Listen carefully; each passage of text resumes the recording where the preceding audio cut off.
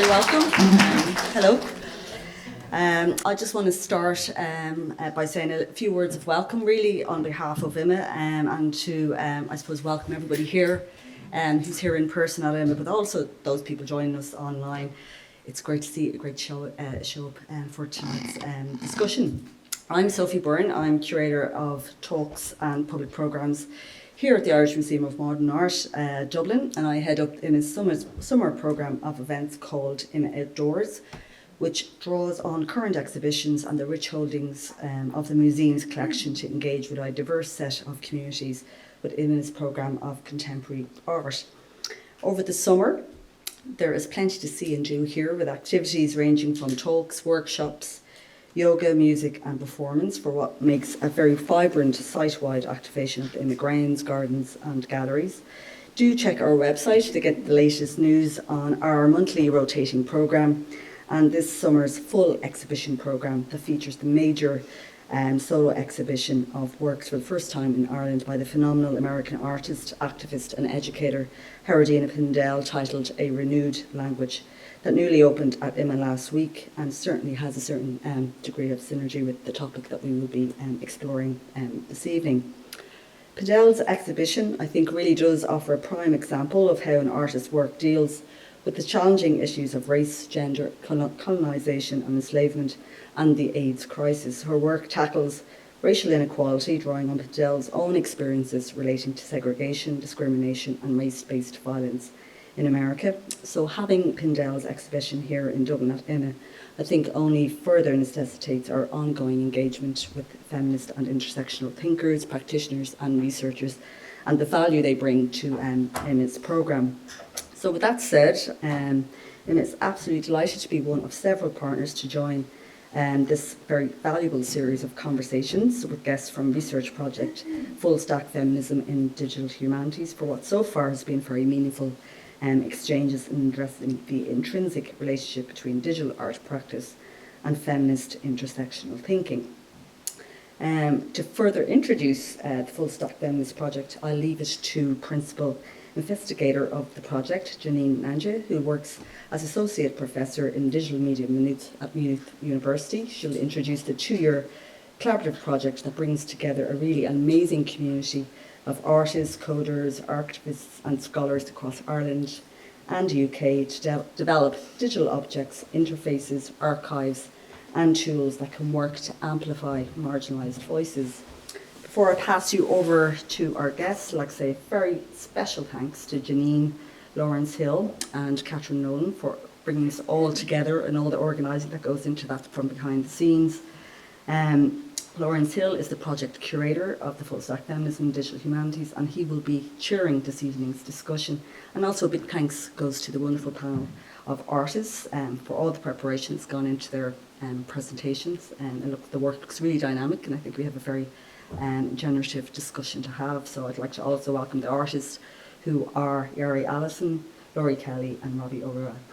We're really delighted to have you all. So I won't say too much more because I'm very happy now to pass over to our guests, Lawrence and Janine, to further open the context for discussions.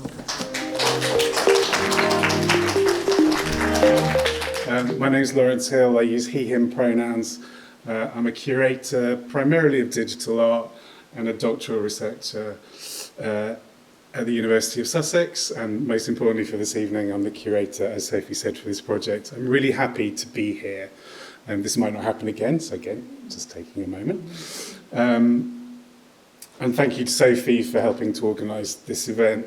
And I want to say a really big thank you to Catherine Nolan, my colleague, who some of you will know.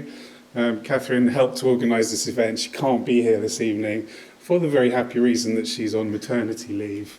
I'm chairing the event today, and just to run you through events, shortly I'll be introducing my colleague, Dr. Janine Nanja, to talk about the Full Stack Feminism project, and I'll pop up again to give some context to this evening's talks, and then we'll be hearing from these 3 outstanding artists. So I would like to welcome Janine. Thanks, Lawrence. Good evening, everybody. Thank you very much for coming out. I'm delighted to see so many of you here tonight. So my name is Janine Nanja. I'm the PI, which is boringly actually the principal investigator, of the Irish principal investigator of the research project, because we are a collaborative project with the UK.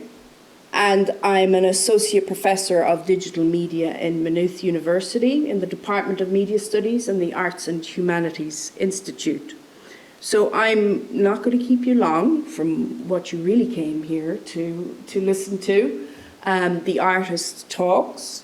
But I want to just tell you a little bit about the research project that has organised these events, just to help give you a little bit of context.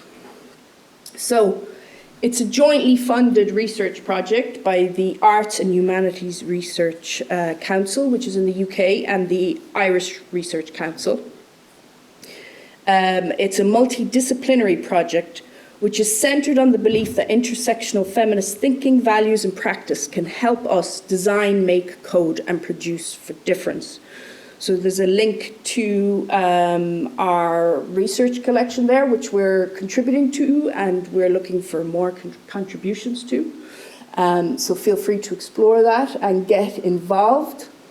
As I said, it's a 2-year project. So its aim is to create more inclusive digital humanities practices by applying, developing and embedding intersectional feminist approaches and praxis as a critical methodological approach across digital humanities environments, projects and teams.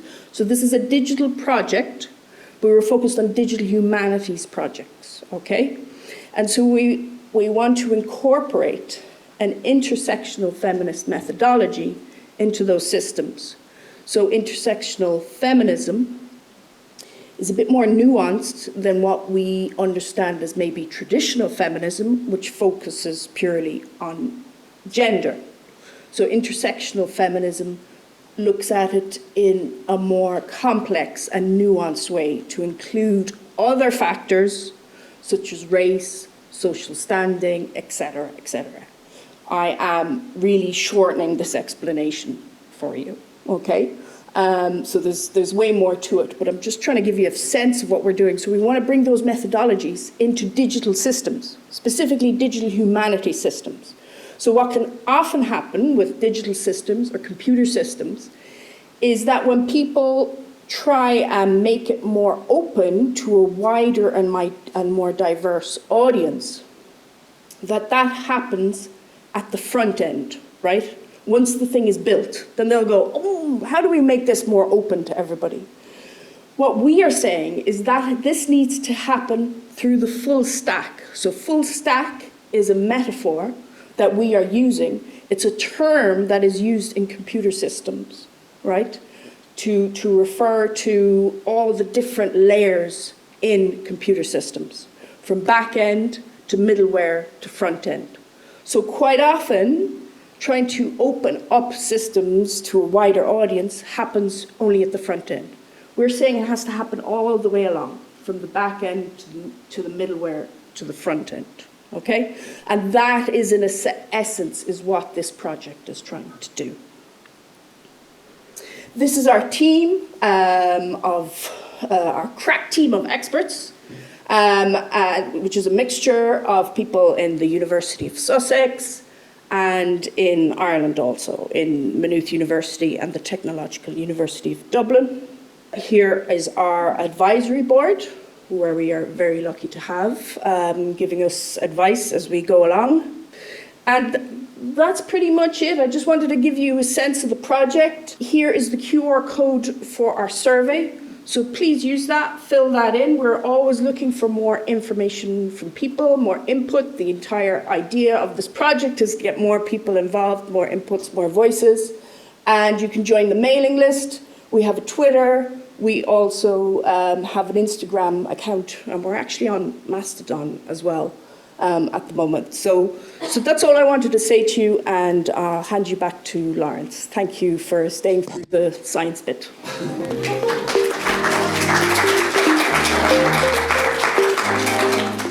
Thanks, Janine, for that context. I wanted to give some background to the artist talks this evening and really around my role in this project and the role of curation. Digital art and creativity have a really central role in the Full Stack Feminism project. There are artists, poets, coders and curators on the team, and artists have been a core part of the interviews carried out for the project.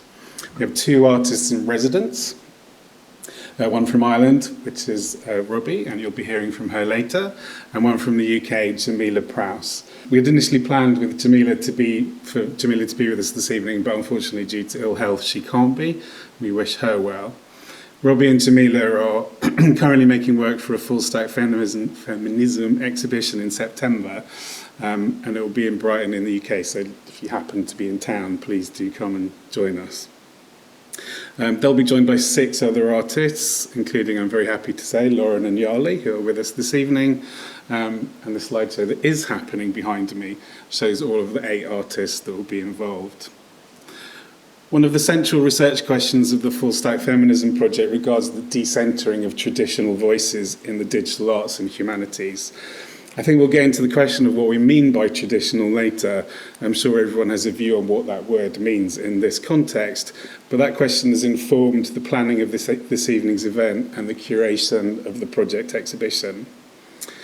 Thinking about that question and working on Full Stack Feminism alongside my doctoral research has offered me the opportunity to start to think a little differently about the role of the curator and what it means in the 21st century. It's a word and a role that has a long history and has meant different things over time. The word curation comes from the Latin word curare, meaning to take care of, and the curator has largely been fixed on taking care of things. In ancient Rome, curatores were civil servants overseeing public buildings, such as aqueducts. And in medieval times, a curatus was a priest devoted to the care of souls. Slightly later, a curator was a trustee of an estate, and into the 19th century and the 20th century, we had the role defined as taking care of museum objects. And now in the 21st century, the word is widely used across many sectors. In the dynamic of the art world, specifically, the role of the curator has historically been positioned as somewhat passive, playing second fiddle to the object or the artist. Renowned curator Hans-Ulrich Obrist has said, quote, "Artists and their works must not be used to illustrate a curatorial proposal or premise to which they are subordinate." End quote. He has also somewhat dismissively separated the role of exhibition maker from the more traditional curatorial role. But in my mind, the role is less passive, has more agency, or at least it should. And the curator, exhibition maker, and I'm very happy with that designation, has a more direct role to play in making change. And change is the critical focus here. It's foundational both to my work and to the Full Stack Feminism project. Making change is important. Why else are we here? And change is needed. The art world beyond the practice of digital art is inherently and historically undiverse. A 2019 study of the collections of museums and galleries across the US showed that 85% of the artists represented were white and 87% of them were men. I recently read that the collection of the National Gallery in London is 97% by male artists, and just a reminder, it's 2023, and it's like July already. If we accept there is a grassroots to institution pipeline, then we must understand that making change at the grassroots now is the key to future institutional change. But we also need to recognise that those changes at the grassroots do not just happen, and this is where the agency of the curator comes in. We can agree that the role of the curator is to take care of something, historically museum objects or aqueducts. Might we not redefine that something in order to change the framework within which curatorial practice functions? I increasingly think of curation as an act of care, an act of caring. And I'm thinking about this curation caring in 2 ways. One is tangible, it's about care and support of artists who are generally less represented in the art world.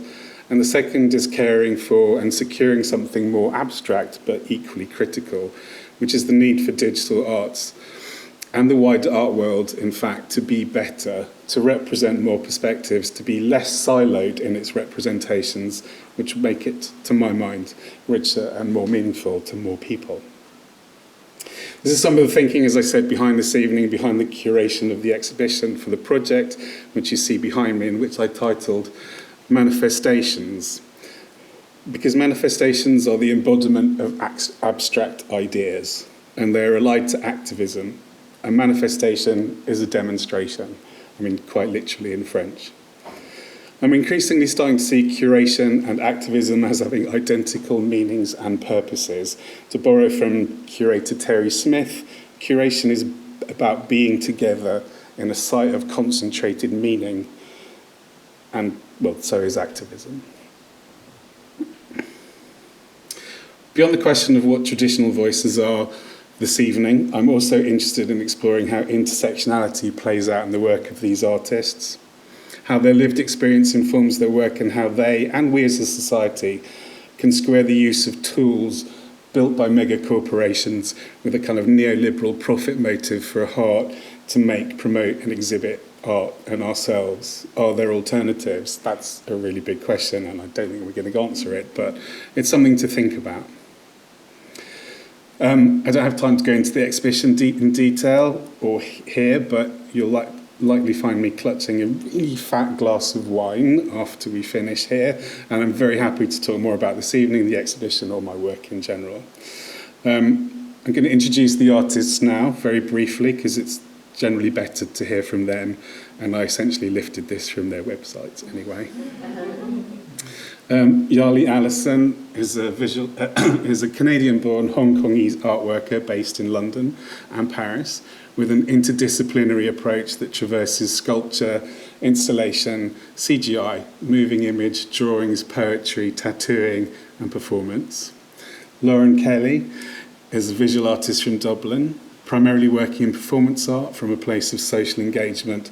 Lauren approaches her practice as a mode of activism, using the unlimited landscape of performance art to speak politics with rationality to the oppressed states of the body. Robbie O'Rourke is a multimedia artist and self-proclaimed pop star, using music, video animation and digital media to explore ideas of queerness as it exists within Gen Z. What their work shares is activism that comes from lived experience, and that's what makes their work attractive and fascinating to me, and it's a really good basis for our discussion this evening. So that's enough from me, and I'd like to introduce our first artist, Yali Allison.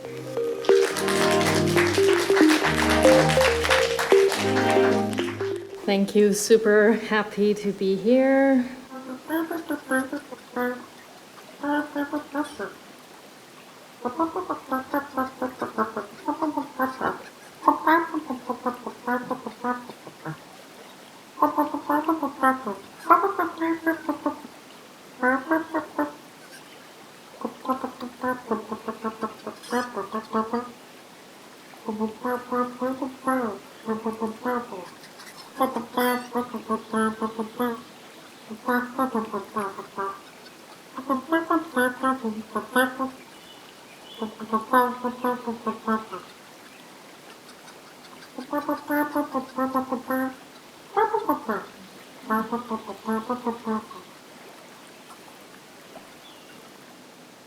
Yeah, bok, bok, bok, bok. Bok, bok. I ponder on the same question. Where are you from? Where are you from? And which country is your passport? You don't seem to belong here. Or maybe try this. What is it that you'd like me to know about you? Horizon, horizon, horizon, horizon, until it became vertical. The vertical, historical events of Hong Kong immigration tie in 1997 brought me here. I have no clue about this new place that I have moved into, but it changed my relationship with the land. My early knowledge about this heritage city of mine was from the Western-centric Hollywood cases. And this is an ideal place, I think, for sci-fi imagination. until the recent game released, Cyberpunk. I was so excited to play this game, but all I can find is that I'm in Hong Kong again. Humanoid machines. Living in vertical boxes has made me think about all these living conditions. Survival gears, protection, journeys, playing, comfortable 5-star hotel. With this boat I built, I titled, Baby, You Can Go Anywhere. Social political conditions influence how we live, how we make art, and how we relate to the world. Writer Rebecca Solnit mentioned that the origin of the word compassion was to suffer with. The connection of suffering with another person can bring compassion beyond sympathy into the realm of empathy. But my father would disagree with me on that. My father would say, keep everything to yourself. It hits me as the generation before me in my culture prefer to conceal matters and to go inwards into strength. Kind of like the box that I lived in Hong Kong. So while I came here to study, my upbringing noises, I try to chuck them into the back of my mind. They say, hell no, keep concealing things. And I say, hell yeah, let's extend this border of compassion. While I extend this suffering to others, I try to extend this boundary for care to another. And that's how I guess I feel relate to the world. And I start offering these custom tattoo drawings to my queer community who have similar experience as me, that maybe I don't want to walk into a traditional tattoo studio. It might be too macho. Or people who are also in fighting of their rights and safety. While I expand these borders to others, I also connected with more people in the East and Southeast Asian community in the UK who also has similar feelings on belonging.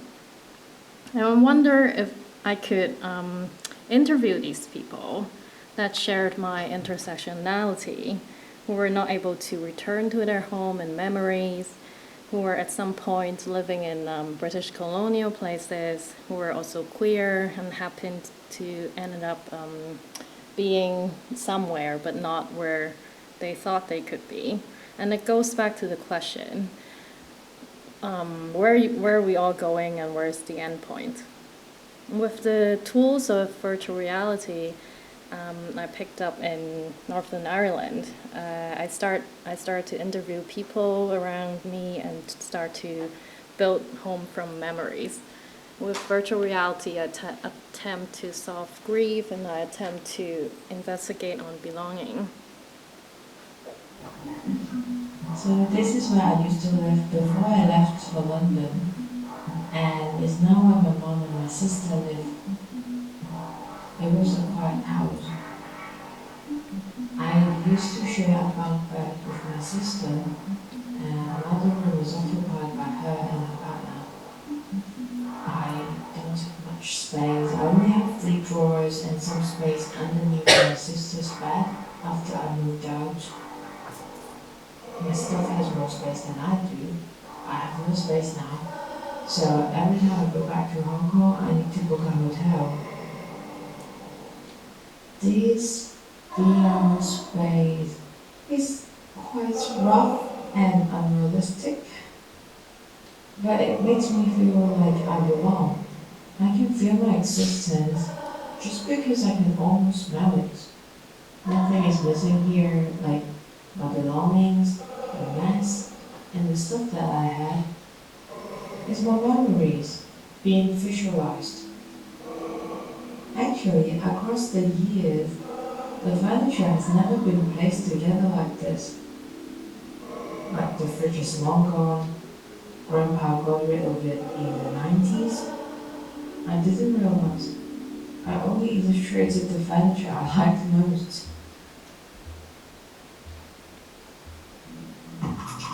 My attachment to these objects is creating temporary memories.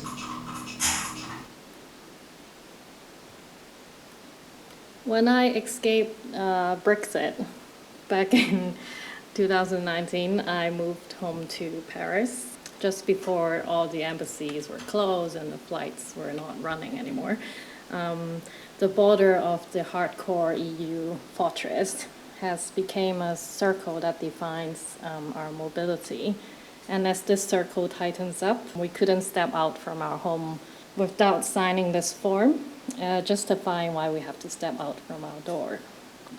Maybe some fresh air, I guess. But on the other side of the globe is more technological than, I guess, Europe, than just a form. Everybody must scan this QR code in order to enter places like restaurants or grocery stores with this digital auto temperature check and facial recognition. And if you don't comply with these rules, you're basically cut off by from society. And surely these tracking systems swings between control and care. They say it's for our safety, policymakers says. These safeties first policy also eliminated any democratic demonstrations prior to the pandemic. So I thought, we're so restricted anyways, why not throw more QR code in the public and let's gather some feedback. And as I made this public work as a wall, people can scan the QR code, but they're quite cautious to scan anything because of the security reasons. But if it's really about safety, then surely no one would mind being tracked. After I persuade people to scan the QR, there are cute cats and crying flowers, very, very, I guess, cute, childlike, and they were surrounded by these metaphorical community garden. But sadly, I only have a few options, and Instagram is one of them. For corporations and government, pandemic time was a really good time to test out these mobility and technological tests with people as the test subject. We can push the boundary of these tests, and I thought, why not invite more digital surveillance into my bedroom? We can feel the powers of those in control. And here you have just unlocked yourself to become a voyeur. You can access these control app settings and analyze people's sexy moments, maybe 35 times clockwise, clicking your left armpit, while 12.4 times massaging your inner right thigh, and then you will have orgasm. They know better than what we need, and when they're hungry for our biometrical and behavioral data, they have profit and ka-ching. And as a reward, we'll give you feel-good hormones until a point with voice recognition, they can detect all your victims. Give us something new, we say. Give us something new with autonomy. That is really hard to preserve nowadays.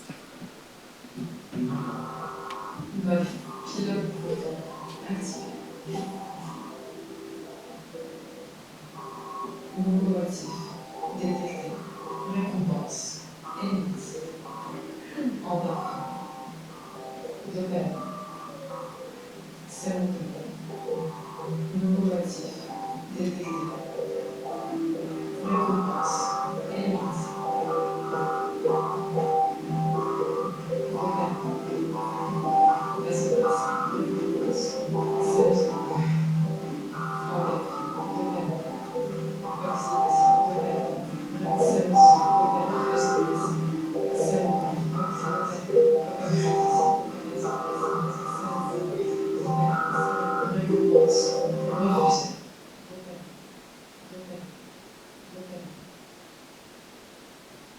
And while elites in power are enjoying their instruments that helps them swallow in more and more data, we must ask for a system that is not opaque and ensure that these kind of historical inequality and inequity must not repeat in the new system that we built. And so I hope these kind of alternative realities can remind us about all these individual stories that we still have and how we want to evolve this world into. And we can maybe imagine a new future together. My name is Yarli Ellison, and thank you for sharing your space with me. and I will let more amazing artists to take over.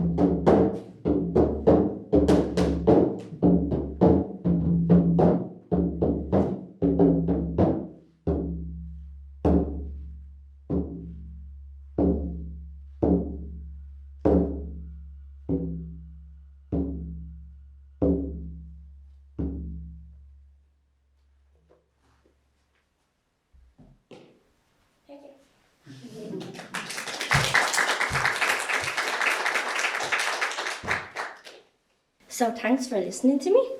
With the drum, I thought I'd start off by doing something a bit more experimental instead of traditional artist talk. And so it's my first time doing it, and I'm still excited about that actually.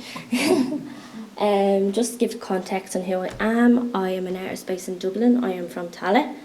And why I say that is because I think it's important to say I'm from Tallaght because it's one of the most oppressed places in Dublin. And when I say oppressed because I don't believe in saying disadvantaged area, because to say disadvantaged to me means there's something wrong with the area, but there's nothing wrong with the area. It's more so that there's an oppressor doing something to the area, the state. So I am primarily a performing artist. I graduated in 2020 from NCAD. My work is very socially engaged. Always hasn't been, but I'll get more to that in a second. What I'm at now is I have a studio in Rural Red in Tallaght.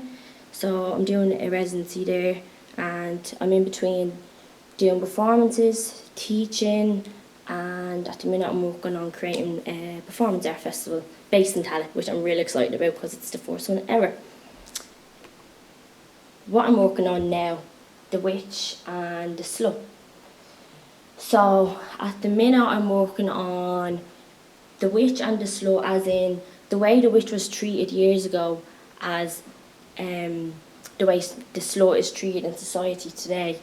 For example, slut shamed today, being pointed out and shamed for your sexuality, and how the witch years ago was the same type of idea. So I started experimenting with images. I wanted to interlink a way that history is still shown. So I kind of go in between what's happening now in activism, what needs to be addressed, but also the past, and not forgetting where the problems came from. This is why I have the church was here written on me as a reminder of in Ireland of like the stigma that is still coming in through generations. So I'm gonna show you this experimental video, like a little trailer to the Witch and the Slut project. So just something to show more visually what the idea is. You know, I think it will speak for itself.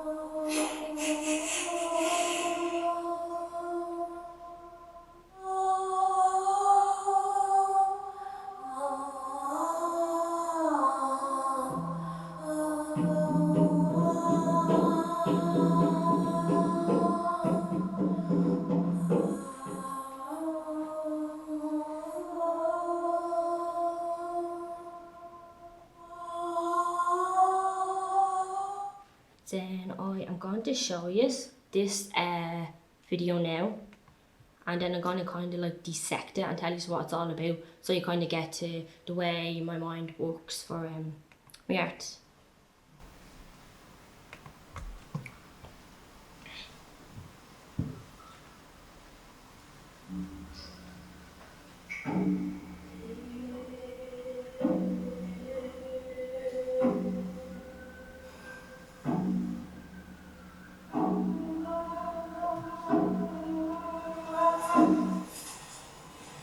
Hiding from you, the politics of the land.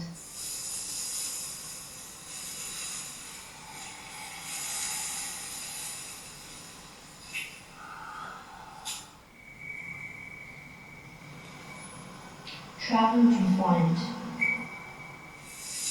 they crash into cradle.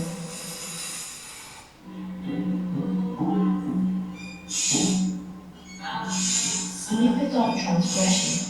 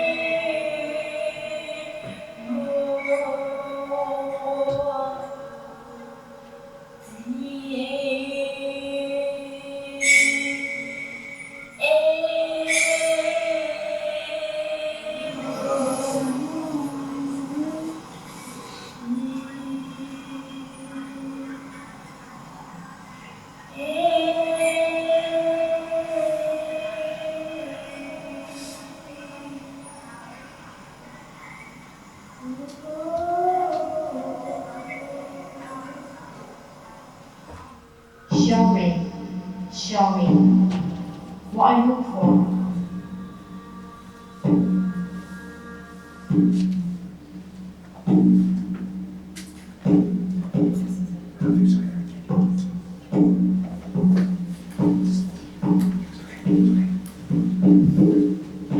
My Dublin, my family, my tribe, the origins.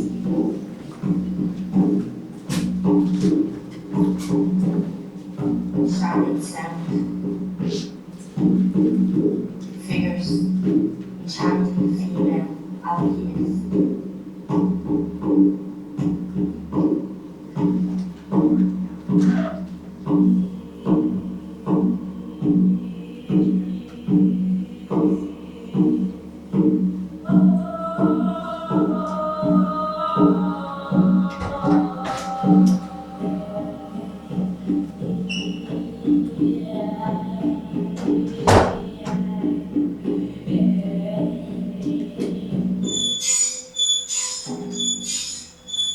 Chanting the song.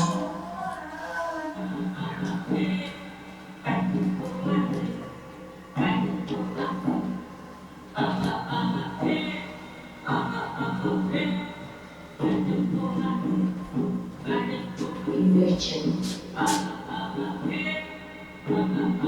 Your heart is yours.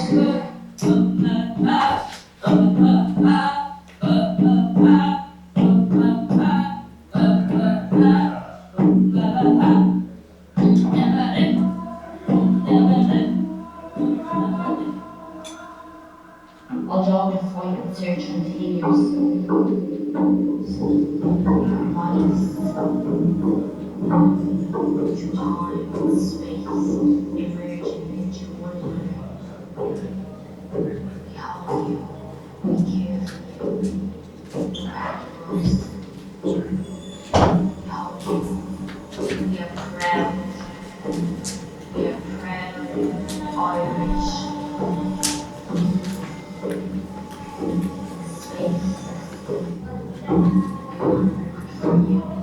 We will walk for you. We will march together, emerged.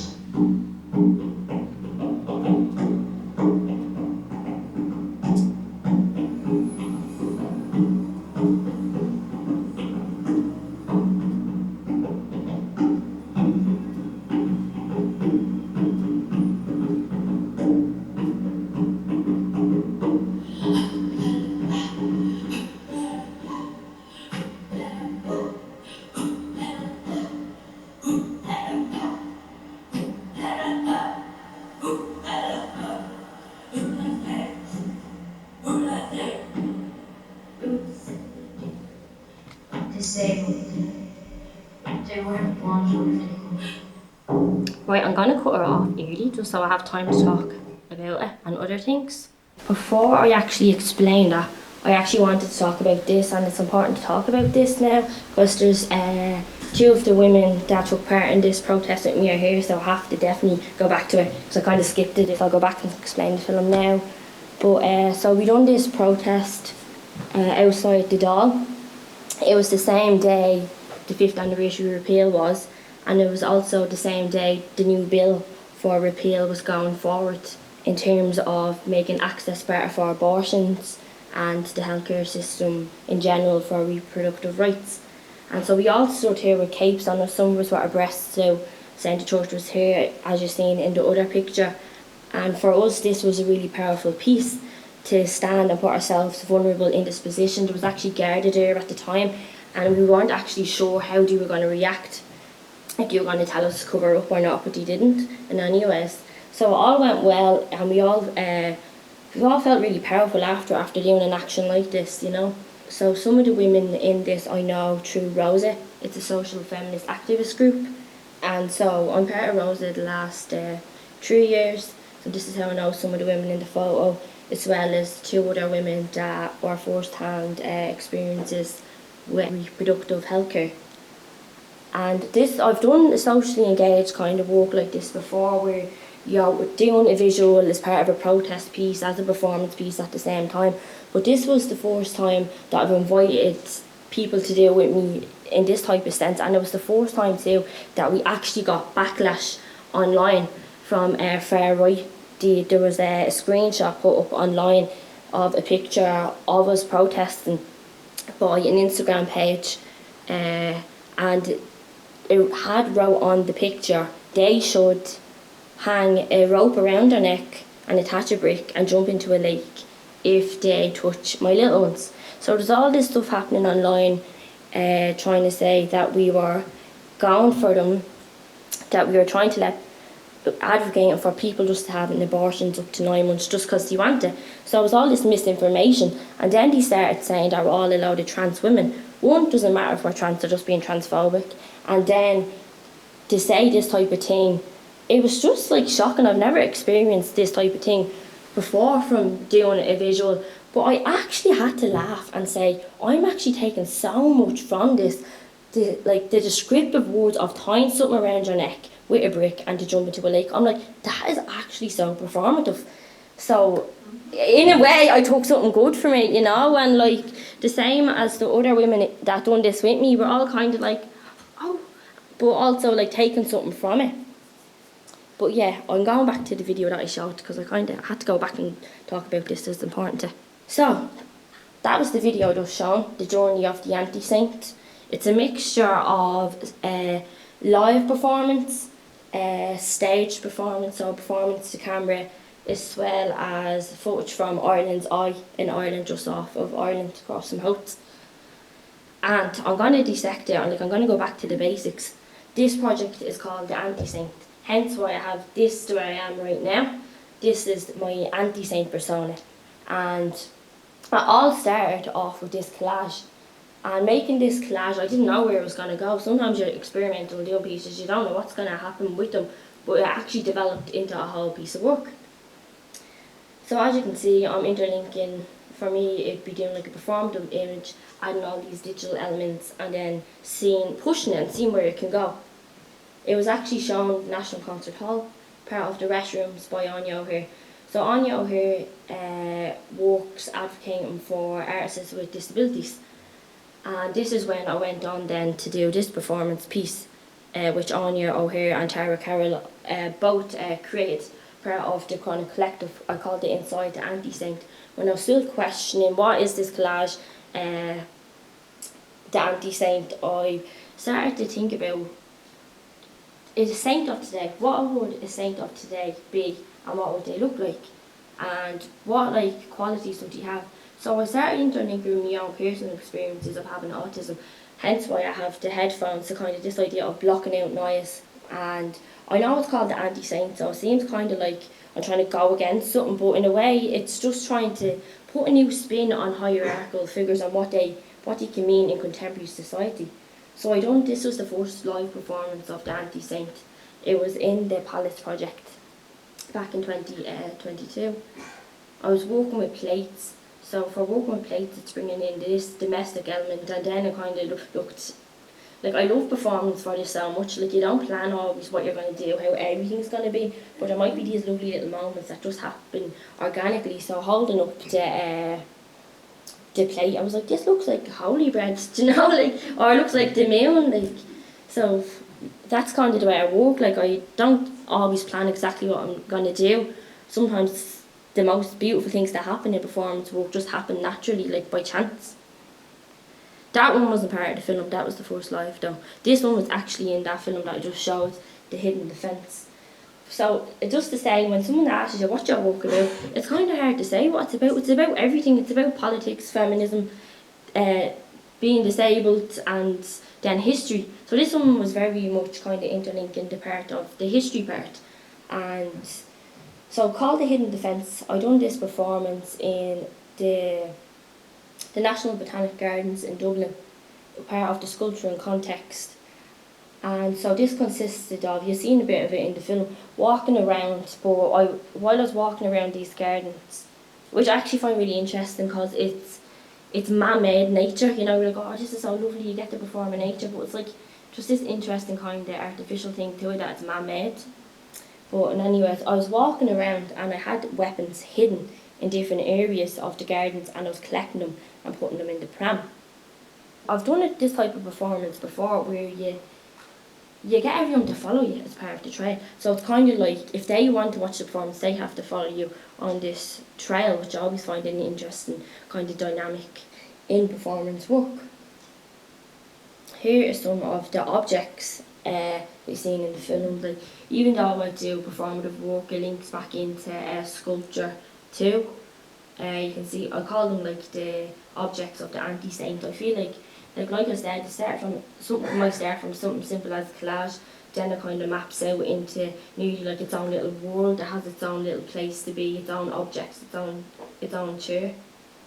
And then, like, as you can see, like, I have the shibari ropes then on my rocking chair, part of the anti-saint. This kind of, for me, feeds into coming from a Catholic background and actually being like what I'd consider Catholic now, and the idea of restricted sexuality by putting the shibari ropes onto the chair. And then you can see here then it is metal skirt that I had in the pram at the time too, in that performance, as well as cast of the 1916 pistol gun that was used in the 1916 Rising. Why I mentioned that is because I was actually really, like in the Hidden Defence performance, I was really inspired by the Cumann na bun.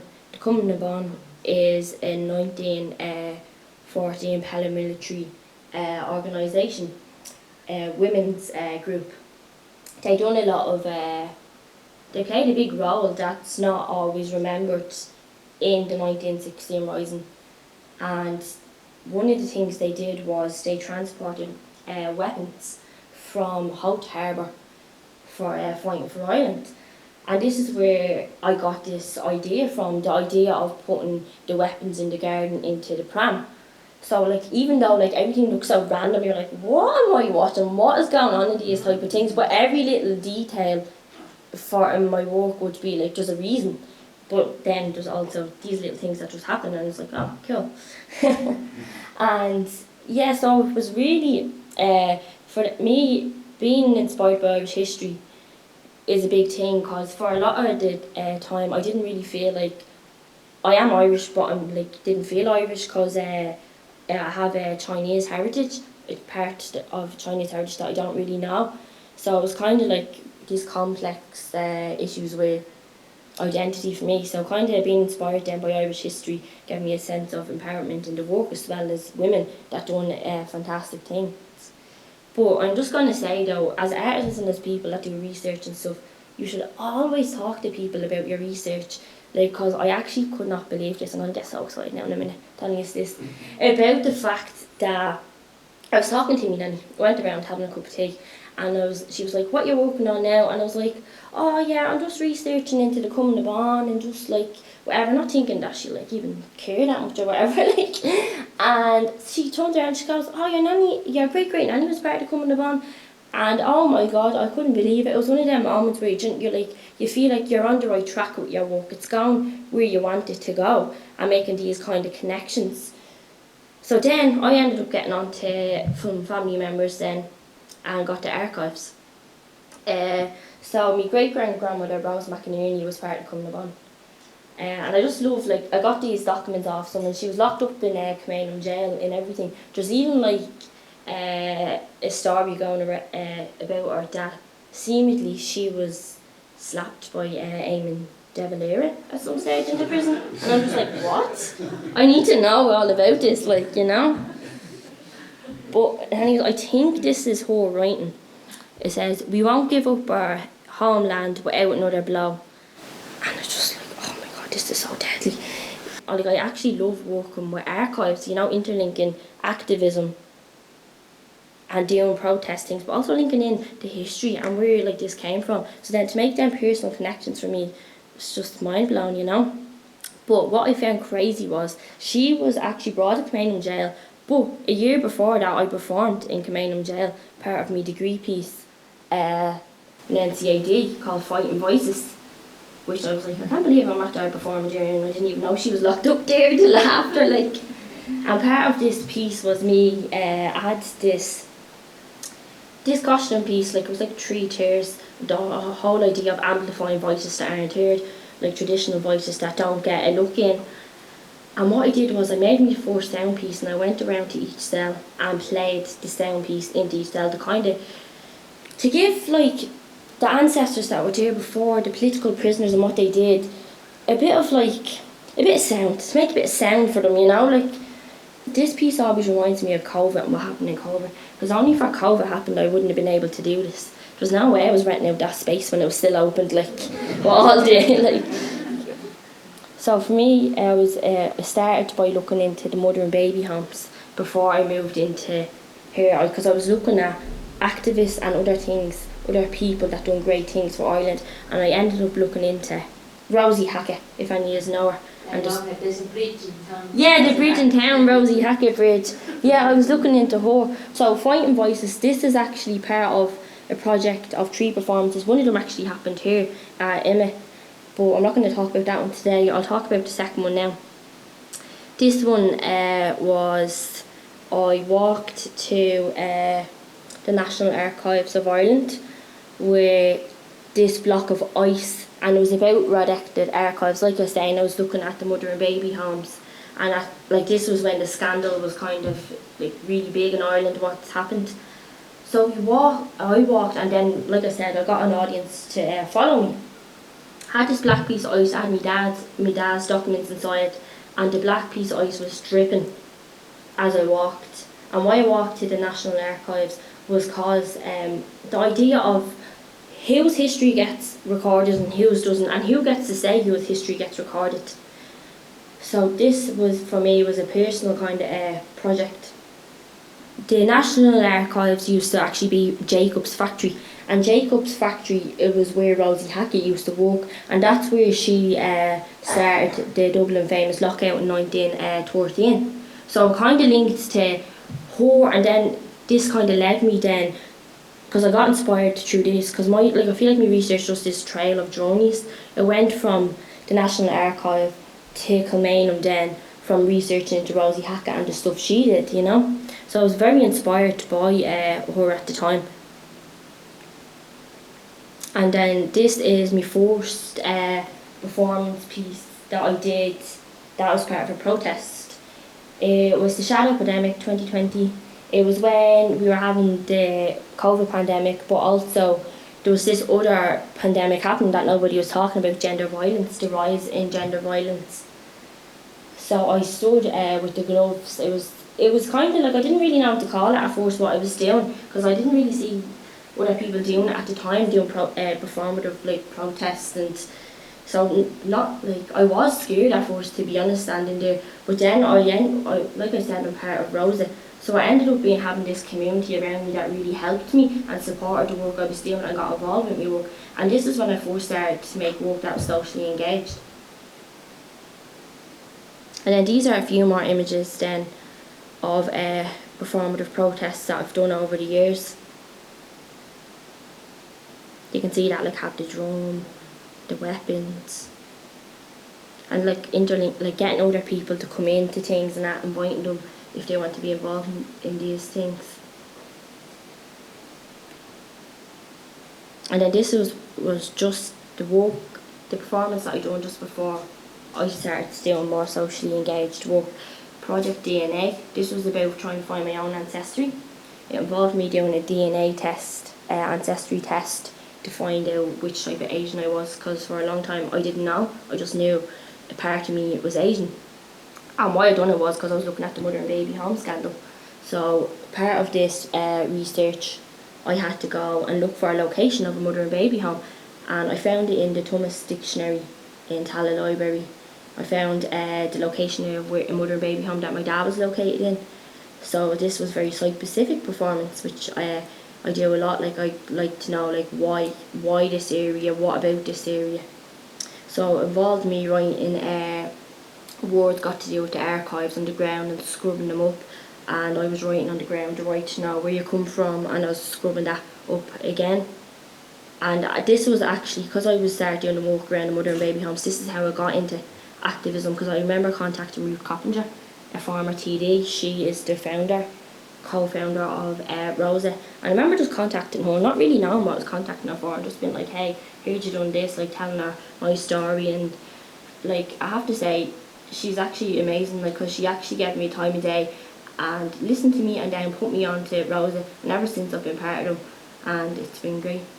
And then just the last thing I want to say, the personal and the political, the main thing about my work is about trying to research in different types of ways, and a way of it all coming from inside me, all this stuff, all these emotions, who I am.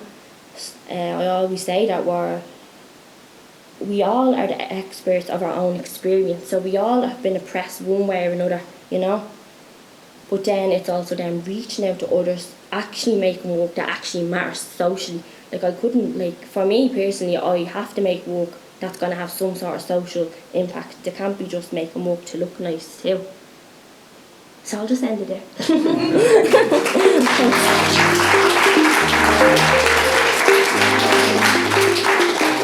Okay, hello everyone. My name is Robbie O'Rua. I am a multimedia artist, a self-proclaimed cyborg and pop star. I come from a working class background in Waterford, and I identify as a trans woman, and my pronouns are she, they. So here is just, I don't know, the first word that came into my head was mirage, which I feel does kind of resonate with my work, which is very chaotic. But here is a kind of collection of selected works that tell the journey of my practice.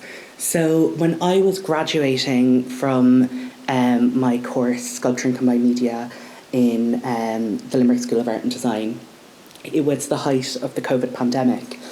As a result of that, I kind of responded to the limitations that were put on me with knowing that I wouldn't have a physical degree show, knowing that I couldn't really invite people in, despite being in a sculptural course, that I needed to make some core changes to my practice.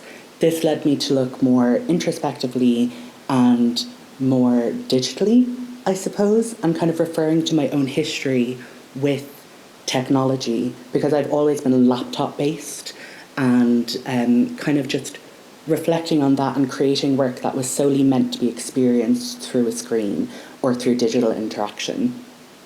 And that culminated in an album and a website and some music videos called Digitran. The Digitran, which I'll get to later, is an archetype of the trans person within Gen Z whose identity would not exist in the form that it does without the interception of the cyberspace. I was very, very privileged to get to collaborate with my dear friend who is here today, Fiona Gordon, alongside Emilienne and Enzo Camacho on their mural, the third iteration of the Angry Christ for EVA International Phase 2 2021. Big mouthful, but it had to be broke up into phases because of COVID.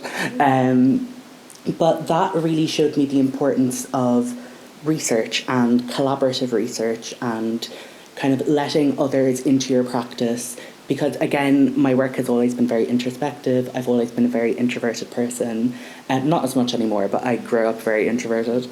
I was the little gamer kid, and it really showed me, this project, this mural really showed me the value of opening my work and my research and my areas of interest up to others and allowing them to inform me and for me to inform them back. I was also lucky enough to have been selected as a finalist for the RDS Visual Arts Awards in 2021. Listen off my accolades. But for that, I showed one of my music videos that I had refined. I'd never intended for that music video to be shown. I thought it would be some sort of way for people to experience the website. But I'm glad that I had the chance to revisit that video and track Pussy and Pixel Tekken, which is kind of like a double feature, 2 songs that kind of tell the experience of what it is to be a trans person who expresses their transness through a digital methodology. I, obviously growing up in Ireland, and I'm from a working class background, never really had the opportunity to develop the language around my gender identity and my experience of gender. And as a result of that, all of that play and experimentation happened online through video games, through virtual worlds, and Pussy and Pixel Tekken kind of were a way for me to express that. After that, I was part of Project Art Centre's Shortcuts programme in 2022, and Digitron has kind of become my entire practice. I thought it would just be one project for my degree show, but I'm definitely not ready to let her die or fade into obscurity. And I carried on her kind of narrative or the exploration of this idea of the archetype of a trans person who is both online and offline, this cyborg tranny, with Digitron Reloaded, and that kind of fleshed me out to where I am now and what I'm doing for the Full Stack Feminism residency, which will come up again in a minute in a further slide. And then alongside there, music is an integral part to my practice. They work hand in hand. I think it's kind of an homage to queer culture and how queer culture, from what I know of it, and also I have a background in drag performance and nightlife, I don't think I would be able to articulate anything about my identity without music. It's so important to the expression of queer subculture and so integral to so many aspects of queer identity. So here is a little GIF I made of my own gender timeline. My goal with this was to try and make it look like it was someone's Bebo page in 2009. I hope it's giving. But I have just some kind of thoughts that came into my head when I was looking through all these pictures. I never knew I was a boy, and that is true. I didn't. When I was born, this really funny joke was played by one of my uncles on another one of my uncles, where he didn't know what the sex of the baby was. And my other uncle wanted to embarrass him and said, "Oh, Caroline," my mum, "had a baby girl." Little did he know he was foretelling a prophecy.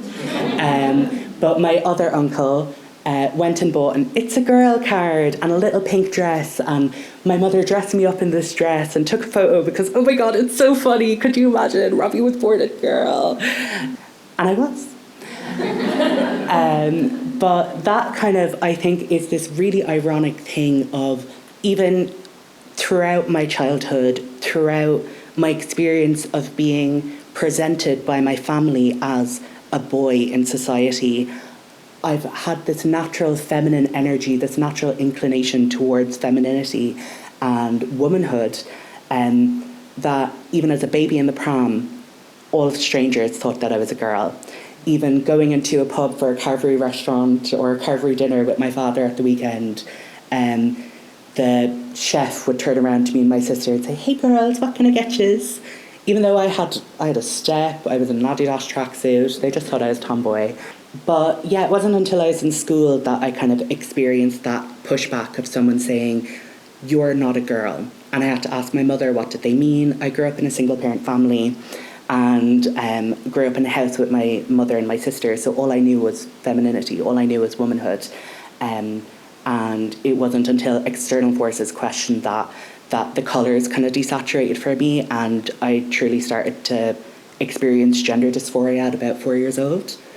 But I kind of thought up this pipeline, and that's kind of what this GIF is showing. The gender non-conforming child, me as a baby in a dress, to kind of gamer kid, which I always was, again, the cyberspace, the gaming world, virtual worlds, the Sims, forums, blogs, everything was a chance for me to express my true identity without the proper language or physicality to do so in real life, away from keyboard. And then I was a faggot in makeup, which I really, really loved. That was kind of my entryway, you know, through YouTube and popular culture. That's when I was a teenager, YouTube started to really come up and be a big thing. And it was kind of normalised in a sense to see gender non-conformity in people who are male-bodied, with figures like Jeffree Star, James Charles, even though they're like, ooh, now, but they weren't at the time. And that kind of allowed me to have an excuse to embrace my identity. And through social media, through my blogs, my 20 Tumblrs that I had, my deviant art, I was able to express this aspect of womanhood that I had internally that wouldn't have come to fruition if I didn't have access to the internet. So yeah, I'll go on to the next slide. Okay, what is a digitron? This is a screen grab from my website, digitron.com. So a digitron is the trans individual whose identity has largely been informed by the cyberspace, or a trans individual who expresses their identity within the cyberspace, and thirdly, a bad bitch. I'm all three. So this one quote I have there that I wrote is something that does really still resonate with me. It's the feeling of being up past your bedtime, playing a PlayStation on a school night, getting to dip your toes into your identity in the character selection screen. That is what being digitron is. The radical metamorphosis that the cyberspace grants a young tran. And it's so true. So my work focuses on this kind of snapshot of how technology and how the digital space can allow those who are struggling with their physical gender, those who may be trans, those who are trans, to fully embody the version of themselves that they know that they are without physical limitations. And to this day, I still do it. When I create myself in The Sims, which I regularly do, I create myself with an idealised body. But cis people do that too. You know, if we're like, I'm plus size, and I know that other plus size people, when they're making their Bitmoji on Snapchat, don't pick the fat one. You know, and it's things as simple as that. We all utilise technology to amplify our own version of ourselves, our own reflection as we see it. And that's kind of what interests me in my practice. So yeah, this was my degree show work, which I kind of touched on already. So I'll leave this here for a second and then move on. Okay, and then Reloaded was a continuation of the Digitron. And I had gotten very tired of Digitron at that point. This was kind of the point where I was like, oh, will I drop her? Will I keep her going? And I decided to keep her going through the Project Art Centre Shortcuts programme. But I was really wondering, what would the Digitron's response be to the real world? You know, the first time was really just establishing who she was and what she is. But this time I was like, what would she think of my day-to-day? What would she think of my experience of having to shave in the morning? She doesn't have to do that. She's made of bits and bytes. She's an image on a screen. What would she think of me opening a dating app and being fetishized from the moment that I log on. She doesn't have to deal with that. She can log off. She can hack them, you know. So that's kind of what this was. And it was this world building. That's what I consider a lot of my work to be, is world building, this creation of a visual culture around something that doesn't necessarily exist. And I was trying to build this concept of a world or a game that she would exist within, where kind of like a Doom style thing, where she'd go and shoot up all the cis people she doesn't like. I know we're not meant to be that kind of violent. I know we're meant to be like diplomatic, but I don't know, I'm not at this point anymore. But this brings us on to the work I'm producing for the Full Stack Feminism residency. It's called Revelation Revolution. If you have noticed a pattern, each of these iterations are named after a Matrix film. So this one is meant to be a battle cry, claiming the world-ending power of the othered. I'm really, really interested in what people are calling the transgender debate or transgender ideology. It's so funny to me that as a community that's so fringe, so othered, the opposition puts this almost apocalyptic power in our hands and speaks about us as if we can end the world and that we are ending society. We're indoctrinating the children. So through this work, I want to imagine, what if we did? I love this kind of eldritch nature of transness that's in the media at the minute. And I really want to explore it in this work. And again, it's world building. It's exploring what I'm calling the tranny apocalypse. So this is a peek inside my sketchbook. None of this is finished work. I would hope that's obvious. But one thing I was playing around with was this idea of, so I made a fake Shein ad for a guillotine cock ring, and this idea of forced feminization, sissification, the yassification of society. And that's kind of where I'm at right now. Is I'm tired. I'm really tired of trying to navigate a cis-normative society. So I want to end it and make it a trans-normative society. And that's what this work will represent. Definitely in terms of, I'm hoping it'll be all propaganda posters to indoctrinate everyone who comes in to view it. And then going forward, I don't know if I've rushed through this, but going forward, one thing I've always said whenever anyone asks, what's next for you? What do you want to do in the future? I always reference this Vine because it's true. I want to be famous. I'm a self-proclaimed pop star.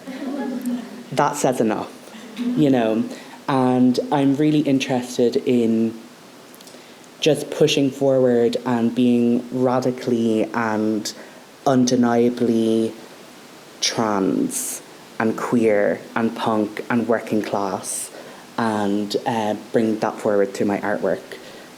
So thank you.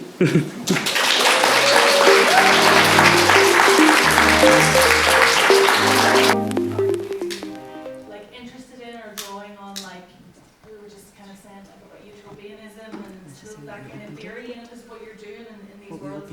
As like a country girl who lived her life on homestead, talking about her website. It was, you know, you create your own cipher or your own project, as you so eloquently said, you project your identity onto this digital world. So are you interested in that kind of like utopian theory and stuff, and thinking, you know, in terms of like borders? We're seeing a lot of discussion about that, and you know, invisibility, borders, not accepting borders. I wonder if that's something that piques your interest as well in these worlds that you're creating? It definitely is something that piques my interest. I will say my approach oftentimes is less academic, and I don't really think of certain theories or concepts as much in depth until the work starts being produced. So it is something that's like in my bookmarks to look into a bit more, because it was something that came into mind. And actually, the one thing that drove me away from outright saying utopian or utopia when discussing the work is because of this episode of Charmed that I saw as a child, where I forget that there was this group, the society of like demigod type people who turned the world into a utopia, and it seemed awful. And even at that, like, I for the longest time have always said to my mother, much to her distress, that I didn't want to go to heaven when I died because it seemed boring. And I kind of still stand by that. So I don't think that this transnormative world would be a utopia, because I think queerness is chaos, and chaos is not utopian, if that makes sense. Yeah. Okay, thank you. So I might ask Lauren this. How do you see your work feeding into some of what I was talking about in terms of intersectional feminism in digital humanities? How can that contribute to that and maybe open things up? Yeah, for me, before I decided something was about something, it was already about it. You know, all the layers of the digital humanities and feminism was there before I decided, oh, okay, I'm going to start making work about this type of things, you know.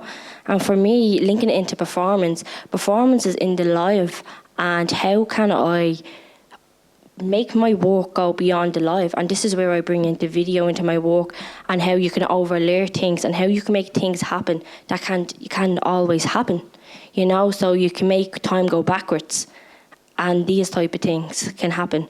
So for me, it'd be linking in with the idea of playing with time, and also of how you can bring in the past and the present into something, and how it's important to remember the past when we're going forward in society, so history doesn't repeat itself, but also so we're self-aware and this type of thing. So I hope that answers your question. I mean, maybe we could just pick up on that intersectionality point. Maybe Yali, do you want to just talk through maybe how intersectionality kind of plays out in your work? I sometimes forget who I am, because I think as multimedia artists that you all can relate, and also from different backgrounds, like it's pretty great that we can kind of camouflage into any kind of funding proposal that we apply for sometimes, and but thinking about this kind of aspect, I think we're in a very lucky stage that we can be the digital self that we want to be, and then in this kind of mobility where we can enter different borders and kind of claim identity into our advantage. But in my work, I haven't mentioned that maybe in reverse to you, my kind of great-grandmother was from a British heritage, and also from the 1900s. And since then, I've been researching about this 100 years of Chinese diaspora in the UK. But yeah, there was no UK at that time, but I was just thinking, like, how did they meet, like, romantically? Like, how would this Chinese person meet someone who's, like, quite far away when there's no, like, system? But maybe figured out that the ancestor signed up a contract in their homeland, and then but in the British colony, and then they found their way to this kind of society, and then got married, or maybe have children. And so all these kind of discrimination and biases, kind of how do you say,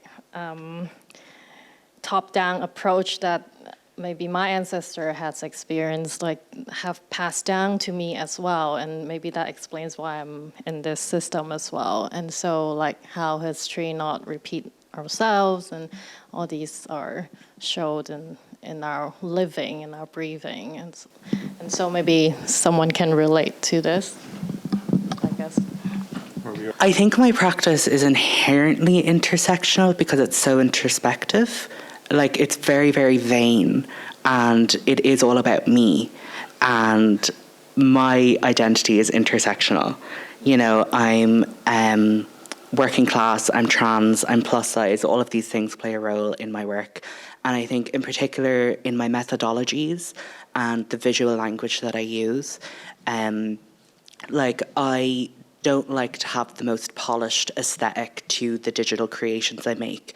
I want them to look like someone made them on their blog, or someone made them on TikTok when they were 16, or they're using free apps like Pixar. They're not using Photoshop. I am using Photoshop. Do you know how hard it is to make something on Photoshop look like it wasn't made on Photoshop?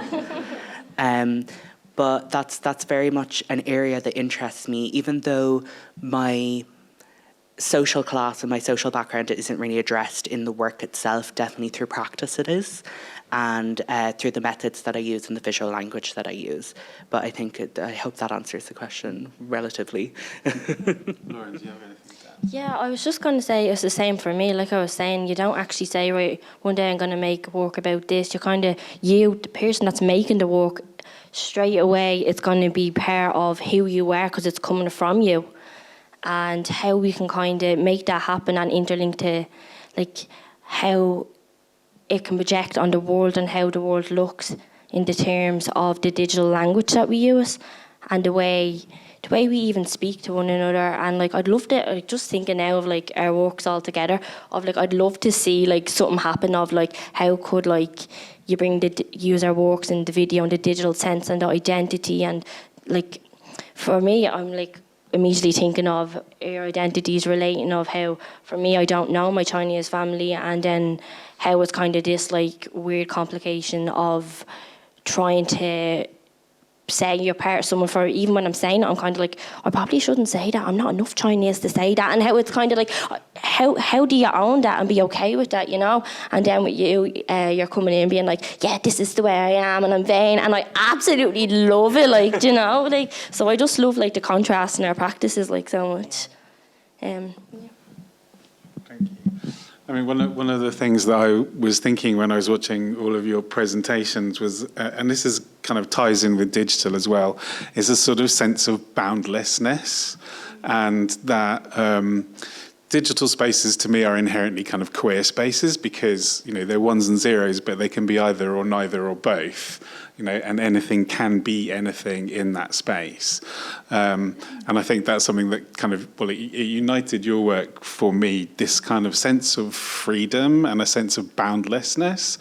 I wonder if you had any thoughts of that kind of sense of just like freedom in that space.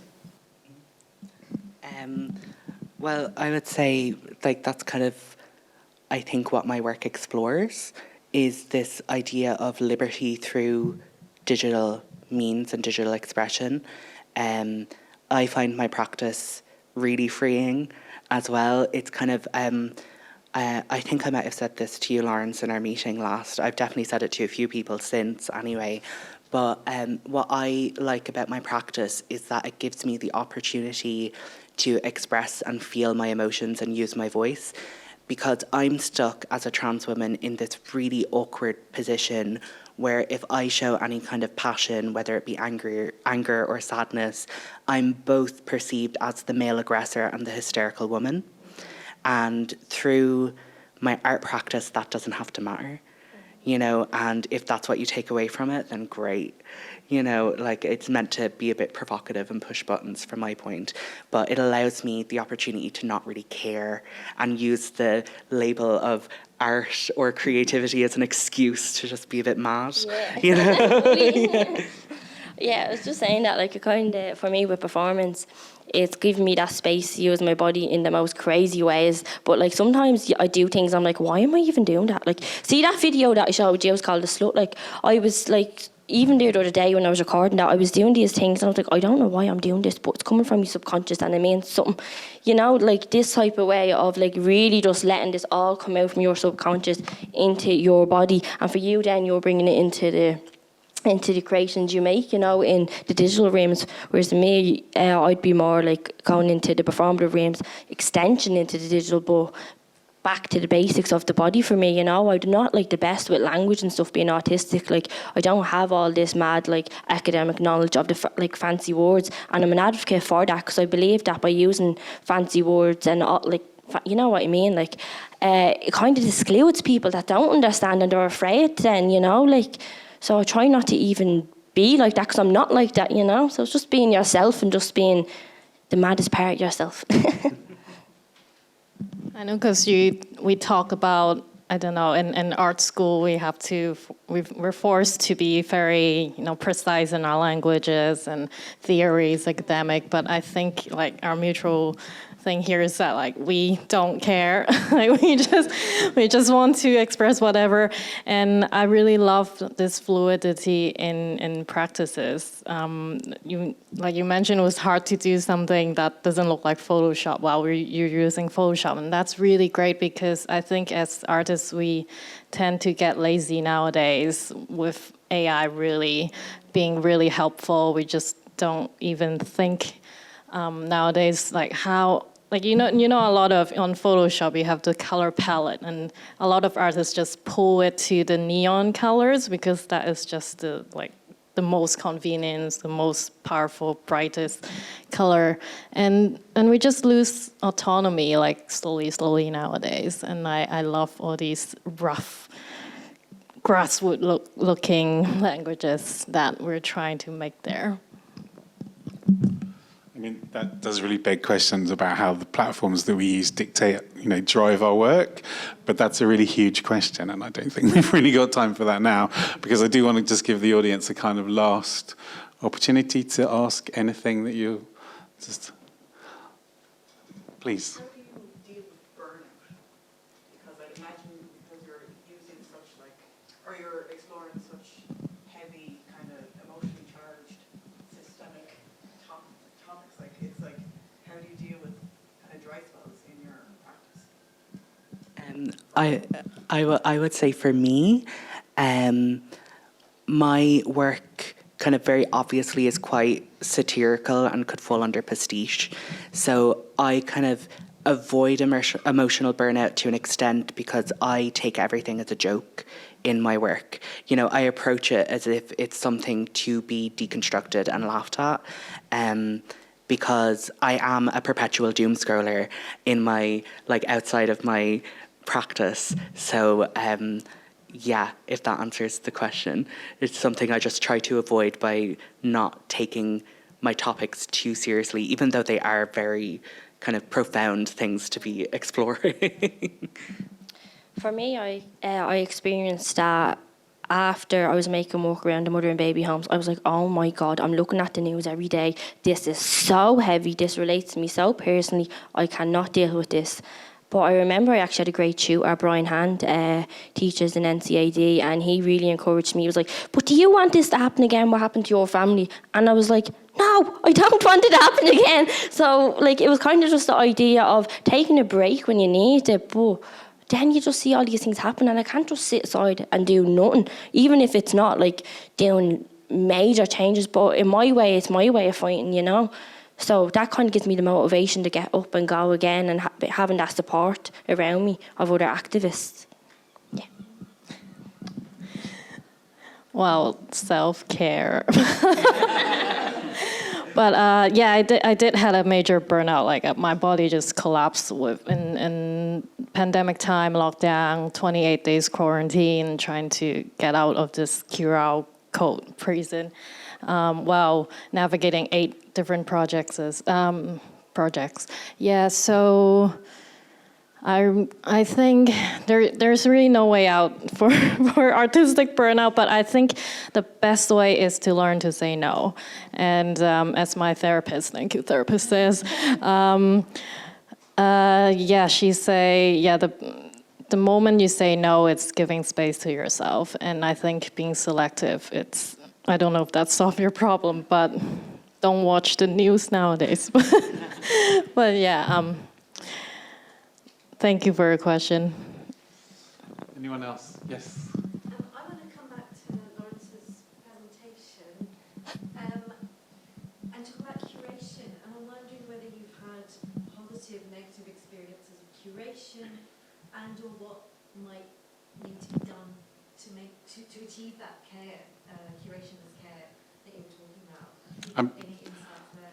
I mean, I'd just very briefly also to slightly answer your question. One of the things that I've done as a curator, working with artists, working with difficult subjects, is to, and also when I was teaching with students that were kind of doing MA dissertations and looking at far-right groups and things like that, and just saying, you know, making sure that they're taking care of themselves as well, and potentially being a kind of conduit for them to kind of vent towards. But in terms of your experiences of curation and curators? Well, I'm actually pretty inexperienced in terms of dealing with curators, in the sense that I haven't exhibited my work much.